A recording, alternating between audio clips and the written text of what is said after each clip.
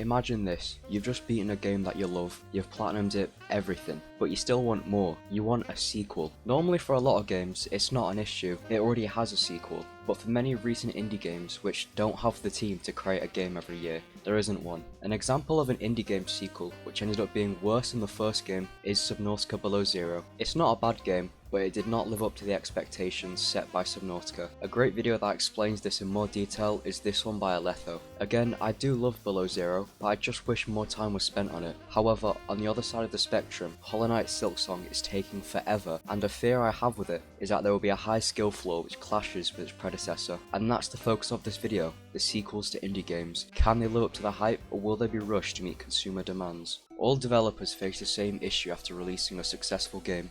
How do they top it? And for indie developers, it's no different, but they have a smaller team. This puts immense pressure on the developers, because think of, for example, Team Cherry. Their team consists of 3 people, and essentially, they have to make the best indie game of all time to not disappoint fans. This is obviously near impossible, as some fans will be disappointed no matter what, but the huge pressure on the developers can be unbearable. It took Team Cherry 4 years to develop Hollow Knight, and Silksong is already in its 5th year, so expectations are high, which leads me on to my next point, living up to the expectations of fans. The fans are the biggest decider in a game's success, obviously, and so pretty much all developers try to appease their fans first before hoping to bring in a new audience. This means that meeting their expectations creates pressure on the developers, and this creates a stressful cycle. Some indie game developers can handle the stress and create Spelunky 2 and Little Nightmares 2, but unfortunately for Unknown Worlds, they couldn't handle it and released a rushed Below Zero. Yet again, I do love the game, but for me it loses the main charm of the first game, that it doesn't feel like you belong there. Furthermore, the Leviathans aren't scary at all, unlike the Reaper, which still scares me today.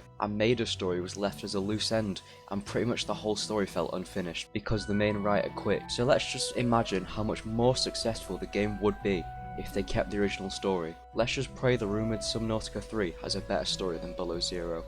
Probably the biggest issue in creating a sequel is how the developers can either make it lead on from the first game or add to it instead of being overshadowed by it. Some creators will either focus on a character or use those same characters and set it in an alternate universe, although for a game like Hades, it will be hard to lead on because the game ended so perfectly. Therefore, I think Hades 2 could be a standalone game with references to the first, like for example Red Dead 2. However, in terms of leading on from the first, I will admit Below Zero does follow on nicely from Subnautica, as Alterra has now set up research stations in Sector Zero, but there are so many of them that it ruins the lonely feeling that was key in the first game.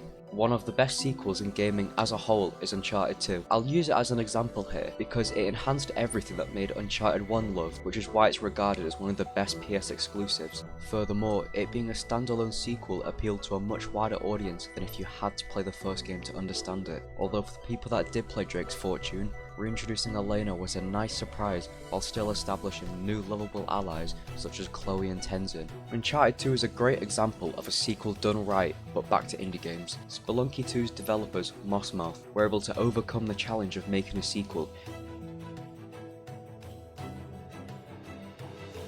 And those are the problems with making an indie game sequel. Many developers were able to make a game which lived up to the hype, but others had rushed it. If you made it this far, then subscribe for a spoon and also watch my last video, which talks about the beauty of indie games. I talk about fan favourites such as Minecraft, Undertale, and a few others, so if you enjoy indie games, then I suggest you watch it. See you in the next video.